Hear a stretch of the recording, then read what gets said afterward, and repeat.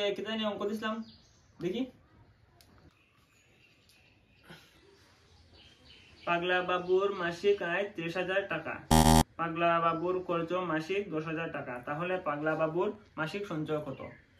উত্তর মিলছে নি? হয় স্যার, মিলছে স্যার। মিলছে? কত হয়েছে?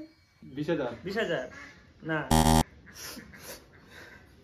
পাগলা বাবুর একটা মাসিক সঞ্চয় হয় না।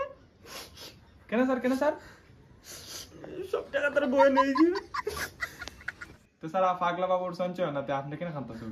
কারণ পাগলা বাবু আমি হই।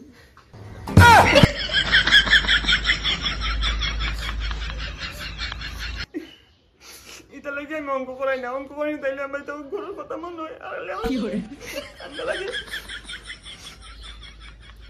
আচ্ছা, পরের প্রশ্নটা দেখি। মালতী দেবীর মাসিক আয় 10,000 টাকা, খরচ করেন 5,000 টাকা, তাহলে মালতী দেবীর মাসিক সঞ্চয় কত? 5,000 টাকা না। কেমনে স্যার? 10,000 থেকে 5,000 টাকা 5,000 না? না, তো কত স্যার? মালতী দেবীর সঞ্চয় 25,000 টাকা। স্যার কেমনে এটা কেমনে হইব? কারণ মালতী দেবী আমার বউ, আর আমার বিয়ে দিয়ে তাই 25,000 মানায়।